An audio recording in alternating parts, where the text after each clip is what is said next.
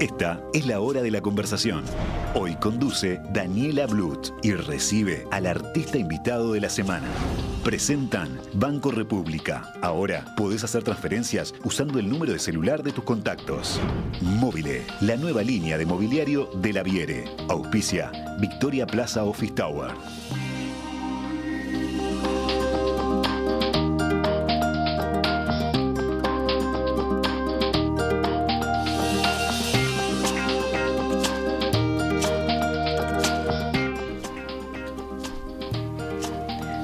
Hola a todos, bienvenidos a una nueva conversación con el artista de la semana.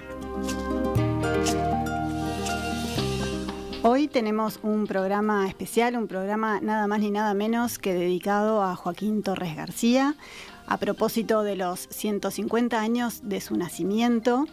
Y para eso recibimos en el estudio a Alejandro Díaz. Alejandro es su bisnieto y también es director del Museo Torres García. Bienvenido, Alejandro. Muchas gracias. Un placer tenerte por acá. Estar acá. Bueno, igualmente recibirte.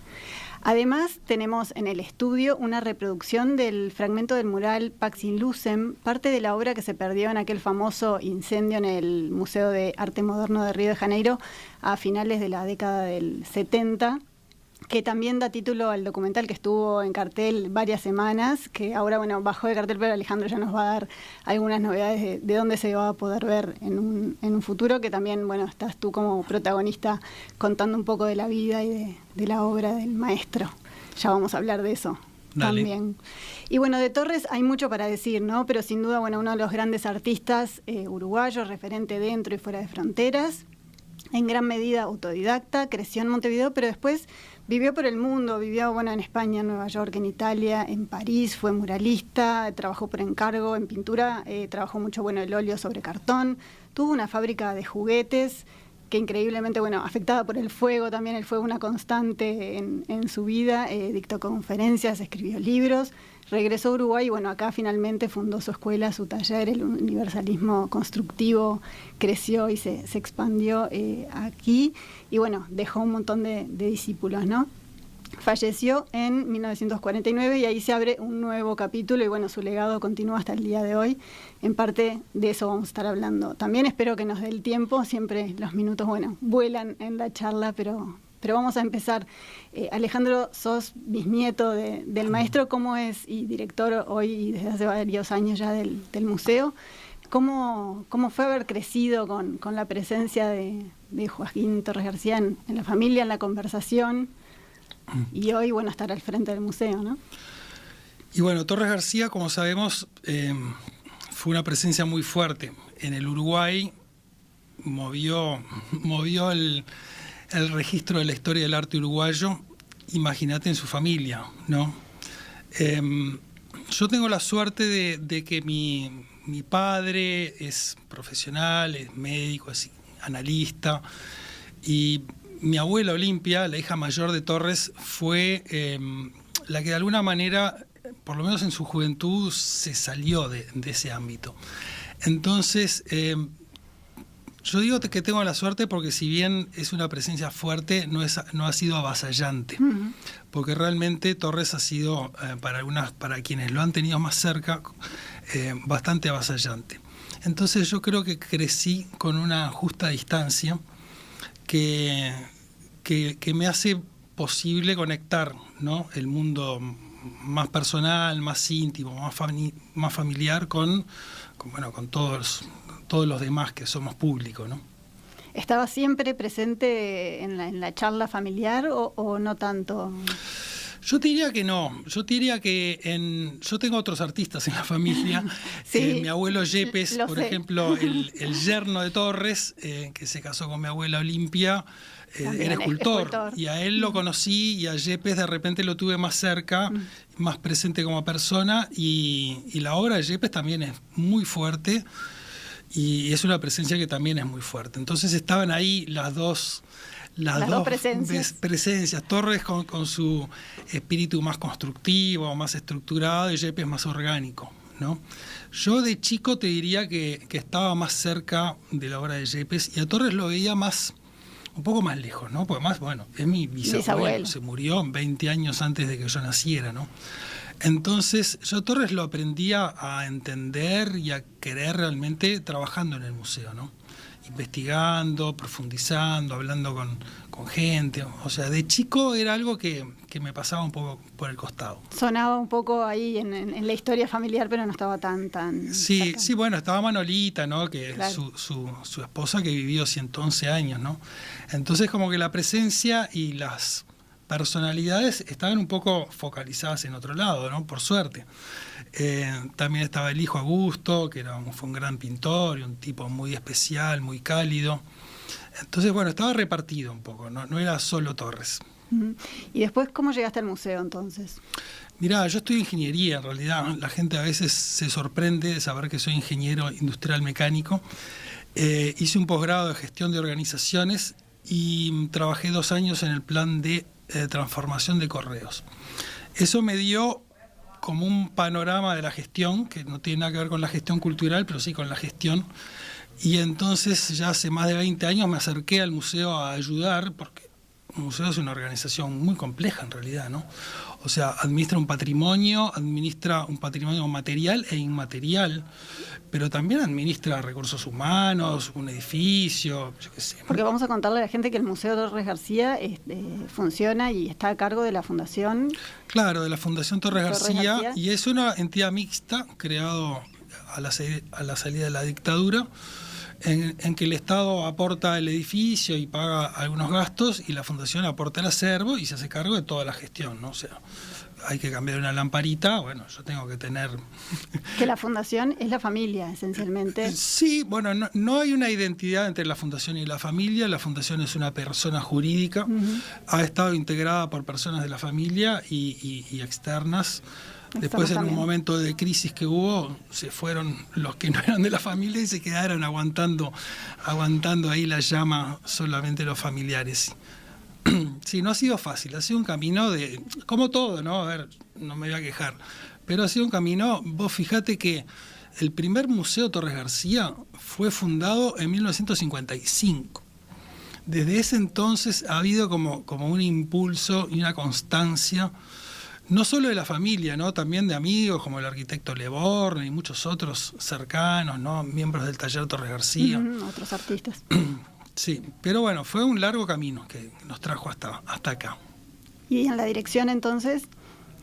Bueno, en la dirección yo me arrimé a ayudar, como digo, me acerqué a ayudar y me quedé, me arrimé a ayudar, sí, en el año 2000, por ahí fue.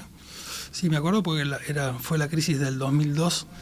Y bueno, me apasionó, ¿no? O sea, es realmente apasionante. No solo Torres, ¿no? El arte, la gestión cultural, cómo transmitir estos legados tan importantes, estos patrimonios.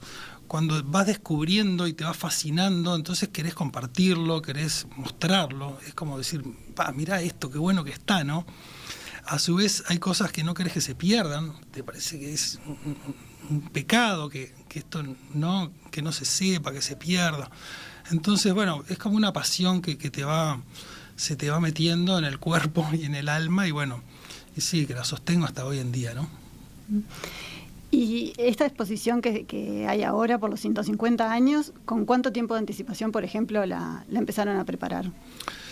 Mirá, la exposición forma parte de un combo de acciones. Nosotros, junto con Jimena Pereira, mi prima, que fue la directora del museo durante muchos años, que compartimos la dirección y que ahora está en la fundación y que me ha apoyado mucho, empezamos a soñar los 150 años, te digo que hace como 4 años ya. Claro, porque son estas acciones que no se preparan. Claro, porque además no queríamos hacer solo una exposición, queríamos hacer un montón de cosas. Y dentro de esto estaba la película, y Emiliano Mas, el director de la película, también soñó con nosotros y pusimos una fecha. Bueno, imagínate, 2020, ¿no? Pandemia. El 28 de julio de 2024 vamos a estrenar la película y vamos a inaugurar la exposición. Y después además le agregamos y vamos a reeditar El universalismo constructivo, que es el libro más importante de Torres García. Y todo eso se sueña con mucho tiempo y y se empuja mucho. Pero además queríamos que pasaran más cosas, ¿no? Queríamos que hubiera realmente como una movida Torres. Y ahí hablamos en el ministerio, hablamos con el ministro, con la Dirección de Cultura, con la Comisión de Artes Visuales. Y sobre todo entendimos que teníamos que generar alianzas, ¿no? Entonces hablamos en el MACA con Nacho Garri, hablamos con Enrique Aguerre, que acompañó este proceso, la verdad que lo ha acompañado. Sí, también hay una muestra. Sí, hay una muestra, pero además hay un apoyo y un empuje moral que hay que reconocerlo, ¿no? También, entonces se generó la muestra del MACA, se generó obviamente la muestra del Museo Torres García. Ahora va a haber una muestra en el Museo Blanes, que estamos trabajando junto con Cristina Mausero y Eugenia Méndez de la Fundación Gurvich, que es Torres, el Taller y Montevideo. Uh-huh. Y después, hay más cosas. Tampoco me quiero adelantar, pero la idea era mostrar que hay un panorama de varias cosas, y no solo en Uruguay, ¿no? También avispamos a los españoles, ¿no? La embajadora de Uruguay en España se puso también esto a cuestas, fue a Reina Sofía, Jimena, mi prima, fue a Reina Sofía, al Museo Nacional Reina Sofía de Madrid, hablaron con el director, va a haber un coloquio sobre Torres García, ahora el 8 de noviembre, van a haber 2 exposiciones que ya están inauguradas en Barcelona, en Buenos Aires va a haber una exposición en el Museo de Bellas Artes, entonces logramos con bastante perseverancia y socios que realmente ayudaron mucho a que pasen movilizar cosas. Otras instituciones, sí, como ha habido a lo largo de los últimos años, ¿no? Exposiciones en otros lados. Hubo una gran retrospectiva en el MoMA, por ejemplo. Sí, de Torres hubo muchas y a veces hay exposiciones que yo ni me entero, ¿no? O sea, no es que seamos la central Torres García del mundo, ni mucho menos. Por suerte Torres García ya tiene una dimensión global, internacional, que pasan cosas todo el tiempo, te diría. Pero la exposición en el MoMA en el 2015 fue como, el MoMA, ¿no? Sí. Consagratoria. Y además, viste que Nueva York, si vos viste la película, le costó a Torres. O sea, Nueva York le dio, pero también fue como muy sufrido. Entonces, si bien había habido muestras de Torres en Nueva York, esa del MoMA de alguna manera fue leída como, ahora sí, tomá. Sí, ¿no? sí. Volví. Un reencuentro. Volví como un ganador, digamos, ¿no? Sí, después para cuando entremos en los detalles del documental, la parte de Nueva York para mí es como una de las joyitas del documental, ¿no? Un momento inesperado, me pareció, las partes como anecdóticas más íntimas que cuenta, lo jugado, lo arriesgado de irse a Nueva York, cómo lo viven, y después está la vuelta a Europa, ¿no? También. Sí, Nueva York tiene todo eso, ¿no? Son 2 años en la vida de Torres súper intensos. Creo que fue la cosa más loca que hizo en ese sentido. Se mudó a un país, atravesó el Atlántico con su familia, a cuestas, sin hablar inglés, con poca plata. Y hizo de todo en Nueva York, le pasó de todo.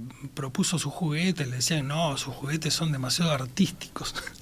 Claro, él se iba con una idea romántica, tenía un invento que era... viste que él había hecho un juguete que era ese caballito para niños mecánico de madera, y él había hecho un invento que era una palanca que se apoyaba en el piso y hacía que el caballito avanzara un poquito cada vez que se balanceaba. Y la patentó, tenemos la patente, están los planos, o sea, él de alguna manera tenía la idea de que con eso ya está, iba a ser el sueño americano, lo iba a producir en serie y iba a poder vivir pintando tranquilo. No, nada que ver, como ya sabemos, ¿no? Entonces Nueva York tiene todo eso, tiene la potencia de lo que es Nueva York, tiene la locura de Torres de haberse ido ahí y además tiene todo lo que él hizo, ¿no? Pero también cómo cambia su pintura, ¿no? Sí, ahí como que incorpora mucho de lo urbano, de lo dinámico del urbano, cosas que ya en Barcelona había empezado a experimentar, de incorporar la ciudad a la pintura y todo el ritmo, todo el lenguaje plástico de la ciudad, ¿no? Pero ahí en Nueva York es como que explota, ¿no? Y empieza a escribir palabras y letras en los cuadros, empieza a hacer escenas que claramente no son reales, que son una composición con todo elementos que él toma de autos, de edificios, de aparatos, de cosas, y los símbolos, y los junta ahí plásticamente, y es una obra muy, muy potente. Totalmente, en el capítulo Nueva York vale la pena, la verdad. Y volviendo a los objetivos del museo, bueno, la muestra fue como un gran objetivo y un gran trabajo así de largo aliento. Si tuvieras que decir, bueno, volviendo como al rol de director, más allá de este tipo de muestras, ¿cuáles son los grandes desafíos que tiene el museo? Y bueno, los grandes desafíos Hoy. son Vamos a volver los a la desafíos de toda gestión cultural, ¿no? No lo tenés, hay un legado, hay un patrimonio artístico que, como te decía, es material y es inmaterial, porque son las obras, pero también son las ideas, y en Torres, vaya, si hay ideas, ¿no? Que a su vez son ideas que son muy contemporáneas, hay ideas que capaz que no son para hoy, sino que todavía son para mañana.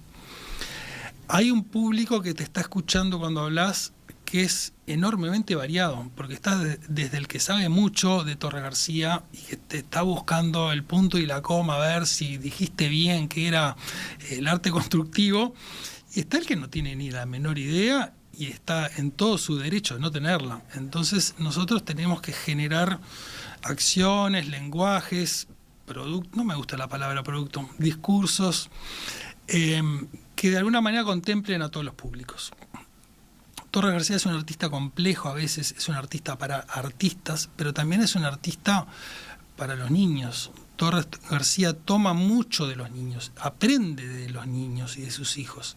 Entonces es muy interesante cómo unir esos polos que él unía, pero claro, yo no soy Torres García y no pretendo serlo. Yo lo que tengo que hacer es, bueno, encontrar en su obra y en sus pensamientos cosas que sean afines, que realmente reverberen en mí o en nosotros. Yo hablo de mí, pero somos un equipo, ¿no? Claro. Eso quiero aclararlo. Y de alguna manera, ¿cómo uno también es sincero y honesto de hablar de lo que a uno también le importa y lo mueve, ¿no? Yo creo que eso es fundamental. Yo creo que esto del arte no se puede hacer tan profesionalmente que no vibres con lo que estás mostrando, sí, haciendo, que te alejes contando. Un poco de la comunidad a la que te dirigís. Claro, y que te alejes de vos. O sea, me parece que tenés que estar como en un equilibrio. Tenés que ser profesional como para generar productos y acciones que sean interesantes y coherentes, pero tampoco te tenés que alejar demasiado de tu propia sensibilidad, porque ahí ya sos como un mentiroso o un impostor, no sé. Es como buscarle el punto, y eso es súper interesante. Antes de irnos a una breve pausa para después meternos un poquito más de lleno en la muestra, que me interesa que nos cuentes en detalle algunas piezas especiales que hay, contanos de la obra que nos acompaña en el estudio y que tiene que ver con tareas de restauración, que también podemos hablar de esta muestra y podemos hablar de esta muestra, no, de esta pieza y de otras que hay en la ciudad. Bueno, como hay un mural en la peatonal, por ejemplo, cerquita del museo, que también se ha hablado mucho de la restauración de ese mural, pero contanos ahora puntualmente de esta. Y bueno, este fragmento... ¿Cómo surge y cómo llega después acá? Pero eso da para otra película, te diría. Esto es un fragmento, es una prueba de un proceso en el que intentamos crear una recreación de una de las obras quemadas de Torres García en el incendio del 78. Las obras se quemaron, quedaron algunos restos, los restos se restauraron, pero es poco. Las fotos que hay son malas, son borrosas, no tienen los colores. Y bueno, nos surgió ese impulso humano de querer decir, bueno, esto no se puede hacer, no de vuelta el de Torres, ¿no? Eso siempre lo tengo que aclarar. No es que querramos pintar algo que Torres pintó, porque es imposible. Eso no se va a poder hacer. Pero sí, Torres dejó una idea plástica, ¿no? Dejó una construcción, dejó unas líneas, dejó unos colores donde van, y además sabemos qué colores son, porque están todos los murales que pintaron los alumnos, más o menos con la misma pintura. Sabemos que era una pared, que era rugosa, sabemos cómo es la idea de la pintura del taller Torres García, porque esto lo hicimos con Gustavo Serra y Federico Méndez, que son pintores de esa escuela. Entonces, ¿por qué no, con todo lo que tenemos y sabemos, intentar hacer algo que de alguna manera nos deje ver qué eran esos murales que se perdieron, ¿no? Estos, vamos un poquito más para atrás. Estos son los murales que pintó en el Samboa. Claro, Torres pintó 7 murales enormes, constructivos, que además él los consideraba su testamento constructivo, o sea, su obra máxima, que los pintó en la pared, directamente en la pared que estaba encalada. En la pared de San Juan, en el 44. En el 44. Pintó él y pintaron los alumnos. ¿Y qué pasó? El Semboa, bueno, era un hospital para tuberculosos, dejó de serlo porque apareció la penicilina, entonces cambió la dinámica. Los murales empezaron a deteriorar. Además, la técnica tampoco, vamos a ser sinceros, pintar con pintura de la ferretería contra la pared no es una técnica particularmente durable. Entonces, para rescatarlos se hizo un enorme esfuerzo y se sacaron de los muros en una técnica que es muy interesante, que se pegan en una tela. Retirados de los muros, se donaron al Museo de Artes Plásticas, que ahora es el Museo Nacional de Artes Visuales, que los integró a una exposición que estuvo en Montevideo, estuvo en Buenos Aires en el año 74, estoy diciendo, y los mandó a París en el 75, plena dictadura. Entonces, cuando hubo que repatriarlos de París, no pudieron, hubo ahí un temita de gestión, o de plata, o no sé qué pasó. Se terminaron mandando a Río de Janeiro, al Museo de Arte Moderno de Río de Janeiro, y ahí el museo se quema. Y ahí estaban expuestos cuando... Claro, se quema el museo, se quema todo el acervo del museo y todo lo de Torres. Ahí va, la mayor colección y lo más afectado en ese incendio fue la colección de Torres. Sí, que además era una selección, o sea, yo nunca dejo de señalar, esto no era 70 obras de Torres, era una selección de la mejor obra constructiva de Torres. Entonces, está bravo eso, ¿viste? Está bravo. Así que bueno. Bueno, ahí va. Para los oyentes que nos estaban escuchando, que entiendan un poco qué fue lo que se perdió en ese incendio y bueno, y qué es lo que se reprodujo ahora. Y entonces, bien, esto que tenemos acá es bueno, esto es parte de un proceso de trabajo que estuvimos años. En la película salen algunos minutos, esto fue un proceso de años, súper interesante. Y esta es de las mejores versiones. Yo en un momento dije, bueno, esta me la canto, esta es para mí. Un poco en broma, ¿no? Esto es del museo. Un poco de las mejores, lo charlábamos afuera del estudio, porque es de las que tienen mejor logrado el tema de los colores. El tema de los colores y el tema plástico, ¿no? Es muy difícil hablar de pintura, pero la pintura es algo que ocurre en la superficie, es algo que ocurre cuando el color se encuentra con la superficie y cómo se arma la mancha y cómo es transparente o no y cómo está desparramado y qué pasa con las líneas y con ese bordecito blanco que queda entre las líneas. O sea, todo el fenómeno plástico tan caro, digamos, tan importante para Torres, que lo llamaba el hecho plástico, hace que vos veas esto, que alguien entendido cercano vea esta y otra prueba y diga, qué linda esta. Y los colores capaz que son iguales y la forma es igual porque está proyectada de una foto y aparentemente todo es lo mismo y sin embargo no tiene nada que ver. Y esa es la magia del arte. Y la mano del artista, en definitiva. Y la mano del artista. Acá la mano no es la de Torres, es la de otros artistas que se enfrentaron al enorme desafío de recrear, no reproducir, pintar de nuevo, porque pintar es un acto de creación. Cada vez que un artista pone un color en la tela, está creando, ¿está? Por más que esté metido en una estructura, en este caso, de un dibujo que hizo otro Torres, él está creando esa presencia de ese color en esa tela. Entonces, es muy difícil crear cuando no estás creando tu obra. Y menos cuando es la obra de un gran artista como Torres García, que es su maestro, ¿no? Entonces, bueno, fue un proceso muy desafiante, muy largo, muy interesante, que da para hablar mucho de pintura, que es lo que a mí me interesa, ¿no? A mí me interesa decir, bueno, ¿por qué esto está bueno y lo otro no? ¿Y por qué sí y por qué no? ¿Y por qué veo el pedacito que queda de la obra de Torres y digo, esto es insuperable, ¿no? Y nunca lo vamos a lograr. Pero ¿de qué estamos hablando? ¿No? Es difícil hablar de cosas que en realidad son de ver y de sentir, ¿no? Bueno, es el arte. Es el arte. Bueno, ya volvemos. Hacemos una pausa y ya volvemos enseguida.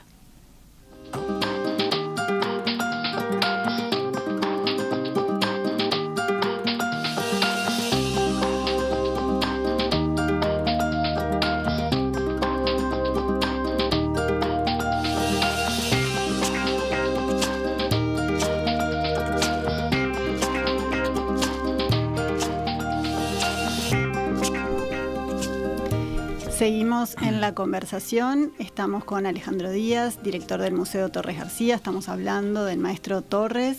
Y ahora quería preguntarte, Alejandro, un poco el detalle de la muestra que está en el museo. Está hasta fines de noviembre. Y justamente la muestra tiene muchas obras del acervo del museo y también muchas obras que son prestadas vienen de colecciones privadas. ¿Cuántas obras no pertenecen al acervo y están así en calidad de préstamos? Son joyitas que hay que aprovechar para bueno, y muchas que son del acervo y no están exhibidas siempre también.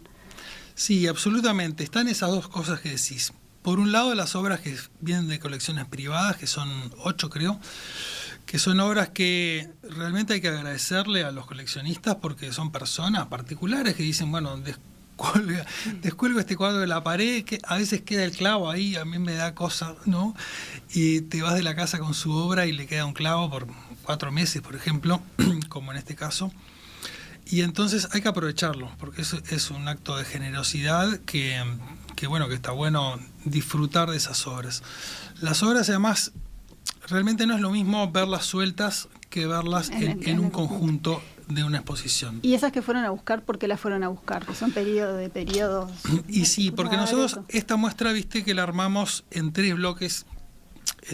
Estamos un poco lidiando con que el museo es por plantas. Tiene en total 8 plantas el museo, de las cuales 5 hay salas de exposición. Entonces dijimos, bueno, vamos a hacer un relato bien claro. Yo quiero algo que refleje a Torres, pero que sea accesible y entendible, que no sea, en este caso, solo para eruditos, que realmente sea muy claro. Parece que eso está como muy bien logrado y es sí, es un objetivo que nos planteamos, que sea didáctico. Por supuesto que lo didáctico siempre implica simplificaciones, ¿no? Pero bueno, en este caso le digo, perdón, persona que sabe mucho de arte, sé que simplifiqué un poquito, pero generamos una propuesta que se lee, porque Torres en su vida va para adelante, va para atrás. Entonces, si vos te ceñís exclusivamente a la cronología, no entendés nada a menos que realmente te pongas a estudiar a fondo. Entonces, bueno, hicimos este Torres clásico, moderno, universal. 3 momentos que además son verdad, muy definidos en la obra de él, que tuvo quiebres entre ellos en momentos muy definidos. Pasó de lo clásico a lo moderno en el año 17 y de lo moderno a lo universal, aunque por supuesto lo universal también es moderno y lo clásico también es moderno, en el año 29, cuando pintó el primer constructivo. Entonces queríamos representar muy bien cada uno de esos momentos y ahí es que los reforzamos con obras de colecciones privadas y públicas. También hay una obra del Museo Blanes, que por suerte está acá, que se estructura, una obra fantástica. Y sí, vale la pena recorrer el museo ahora y ver estas obras juntas, porque no es lo mismo ver un cuadro suelto puesto al lado de uno de Figari o de lo que sea, los artistas por algo tienen una producción que es coherente consigo mismo. Entonces, cuando vos haces un buen proceso curatorial, un buen proceso de montaje y ayudás a que las obras conversen en el espacio, ahí todo toma como una dimensión que si no es difícil de entender. Entonces, también incorporamos obras del acervo que no... Hay obras que nunca se hayan visto, porque no había habido la ocasión. Ahora que ahondamos en este Torres García clásico, descubrimos que teníamos, mirá, bocetos para la decoración de una iglesia en España que nunca se había mostrado. Era todo un estudio para decorar una iglesia completa que hizo Torres en 1908. Y ahí fue que hicieron como la reproducción de la iglesia en acrílico. Claro, y hubo un trabajo de investigación importante para entender qué era eso, porque realmente no sabíamos. Y ahí trabajé con Víctor García, que es un español que es doctor en Historia del Arte y arquitecto, y además español, entonces el arte religioso lo tiene claro, él sabe un poco la estructura de las iglesias, cómo funciona, y cómo una iglesia es realmente un libro abierto, o sea, cómo toda la decoración de una iglesia cuenta una historia, obviamente, pero no es siempre la misma historia. Cada artista hace una versión o hace una mirada sobre esa historia. Y Torres García lo hizo por lo menos en los bocetos. Entonces fue importante hacer esa maqueta de la iglesia para ver cómo se organizaban esos bocetos en el espacio, ¿no? Esa fue una de las cosas que estamos aportando, o sea que no formaba parte de lo que se sabía de la obra de Torres García. Y después, igual que se trabaja en el documental, también muestran cuestiones más íntimas, como el teatrito con el que jugaba con sus hijos, ¿no? Que todas las noches como que reproducían escenas de cuentos. Sí, queremos mostrar como el universo Torres en todas sus dimensiones. Viste que armamos ese espacio. En cada sala hay un espacio que recrea, digamos, metafóricamente un espacio de la vida de Torres, como por ejemplo la casa de Monrepó, que es esa casa que se hizo en España. Después una casa impactante. Una casa impactante. Bueno, ahí Manolita, su esposa, había heredado, venía de una familia adinerada, entonces tal vez por presiones de la propia familia se hicieron una señora casa, pero que la tuvieron que vender 5 años después, ¿no? Por temas económicos. El tema económico nunca fue el fuerte en la vida de Torres. Pero era una casa muy clásica, con un nombre como... y bueno, y ahí tuvieron sus hijos, que les pusieron Olimpia, Augusto, Ifigenia, y después el cuarto se llamaría Horacio, ¿no? Había toda esa vocación clásica tan fuerte, y en la obra de Torres él la vive, pero también la vive en su casa. Entonces caracterizamos como ese momento con esa casa, e incluso tenemos los planos que él dibujó de la casa. O sea, él fue su propio arquitecto, ¿no?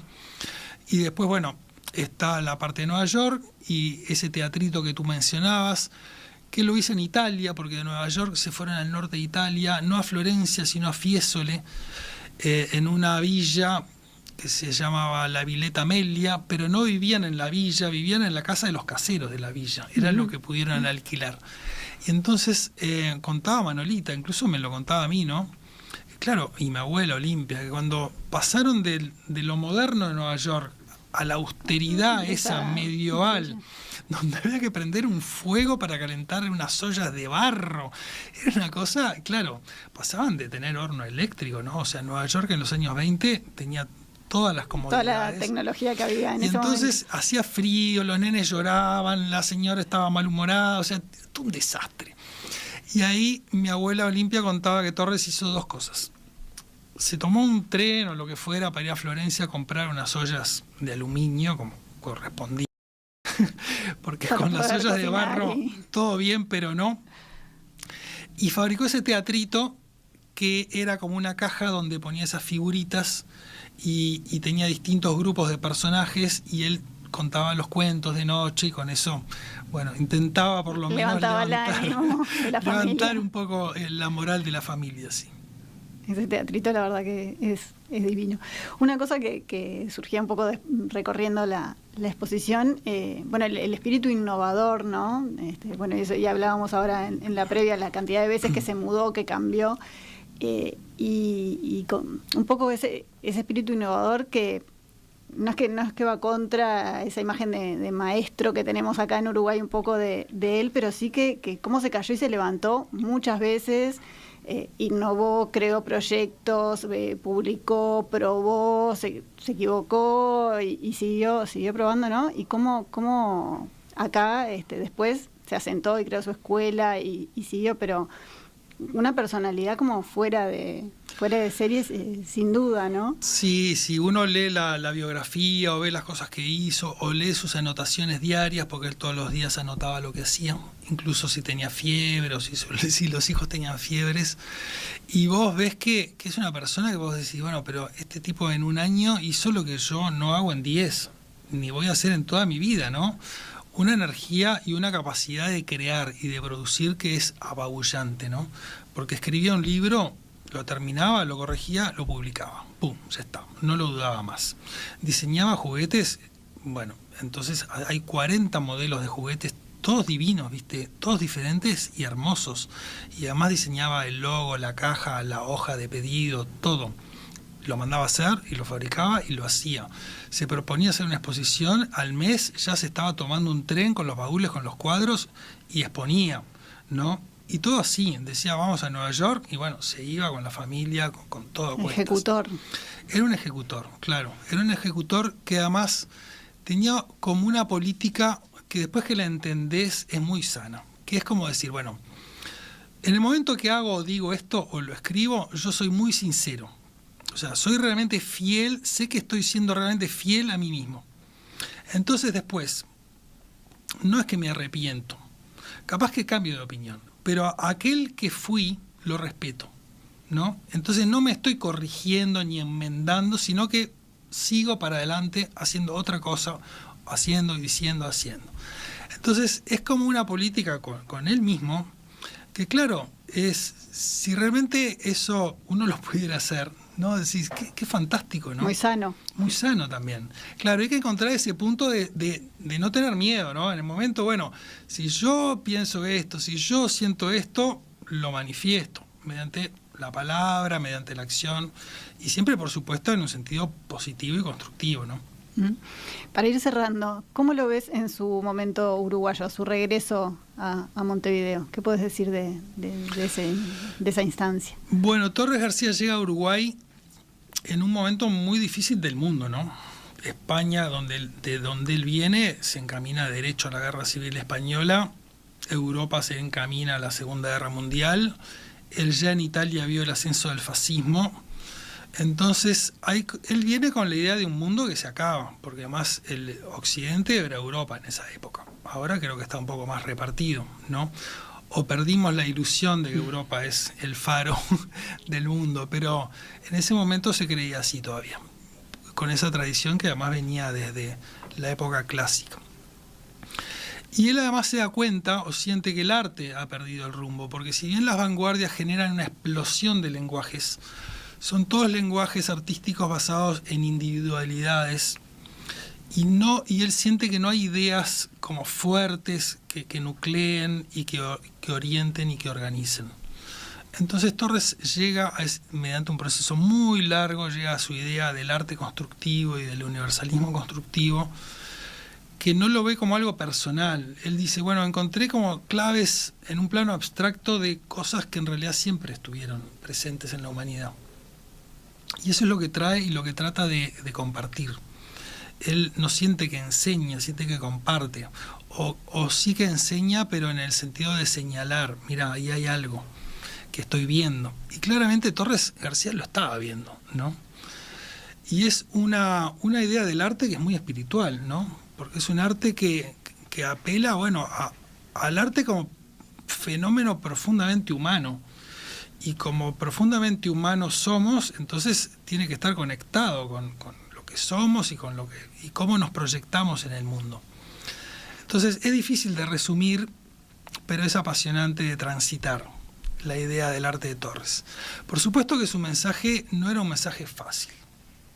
Y además yo creo que él, de alguna manera, cuando vino a Uruguay, él había hecho un proceso, había llegado como a una idea que había cristalizado en él, y él intentó compartir eso, a lo que él había llegado. Pero claro, la gente, su público, digamos, no había hecho todo ese mismo camino. Entonces, era muy grande el salto. Por eso Torres en Uruguay, de alguna manera, tiene dos etapas. La primera, donde él viene con el producto final, por decirlo de alguna manera, con la idea del arte constructivo, y no termina de enganchar. Y en la segunda etapa, cuando se forma el taller Torres García y él empieza como de cero, con gente joven que les enseña a pintar y los lleva en un proceso de formación artística. Y eso es lo que sí después permanece y recoge lo mejor de su legado. El taller Torres García y toda esa tradición del arte que sigue presente hasta hoy en día. Y que dejó un montón de artistas. Dejó un montón de artistas que sigue habiendo artistas que vienen de ahí. Perfecto. Bueno, Alejandro, muchas gracias por toda esta charla, por todas estas ideas, y bueno, seguimos viendo la obra de Torres y bueno, de todos esos discípulos también.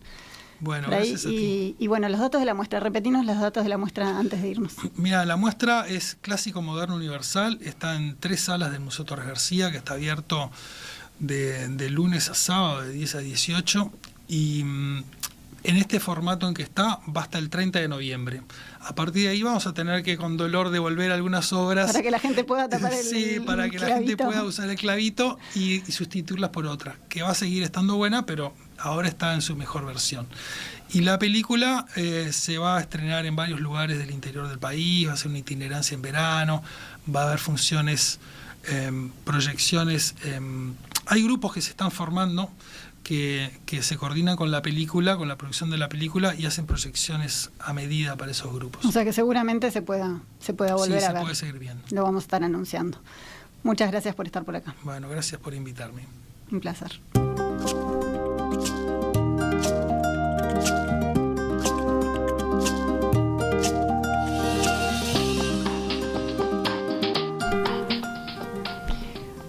Hoy en este espacio de recomendados les quiero sugerir una actividad que empieza el viernes 11 y se extiende todo el fin de semana. Es la Feria Proyecto Arte, un evento que se hace por primera vez en Uruguay, una feria con más de 100 artistas que van a estar exhibiendo su trabajo en distintas disciplinas, como pintura, instalación, grabado, escultura, dibujo, arte digital, arte textil y fotografía también. Junto con la posibilidad de recorrer los stands y ver la obra de los distintos artistas, la agenda incluye charlas que abordan distintos aspectos relativos al arte y a la cultura, como cuestiones de género, inclusión y nuevas tecnologías. Detrás de este proyecto están Olga Armandugón y Andrea Sugo, dos artistas que ya pasaron por el ciclo de arte UI en perspectiva, y también muchos de los expositores, algunos emergentes, otros consagrados. Todos se reúnen allí para mostrar su arte directamente con el público. La feria es en el complejo Lido, en Carrasco, y tiene entrada libre para todos los visitantes. Va hasta el domingo 13 en un horario súper extenso. El viernes, que es la inauguración, es de 19 a 22 y después sábado y domingo de 12 a 22 horas. Por más información se puede consultar sus redes sociales. En Instagram es Proyecto Arte Feria. Y además Alejandro quería aprovechar y recomendar una exposición que se inaugura mañana en una de las salas del museo. Sí, en 2 salas del museo. Se llama Serendipia. La muestra es de Micaela Pereira y José Pelayo, y es a las 19 horas. Son esculturas y cuadros que dialogan. Es una instalación, una especie de bosque en movimiento. Realmente la recomiendo porque es muy bella. Bueno, ya saben, se inaugura mañana y después hasta cuándo. Y va hasta fin de noviembre también. También, así que igual que la muestra de Torres, así que ya saben, pueden recorrer todo el museo. Ahora sí, nos despedimos de esta conversación. La entrevista con Alejandro Díaz ya queda en un ratito nada más disponible en todas las plataformas de la radio, y nosotros nos volvemos a encontrar el miércoles que viene para una nueva conversación.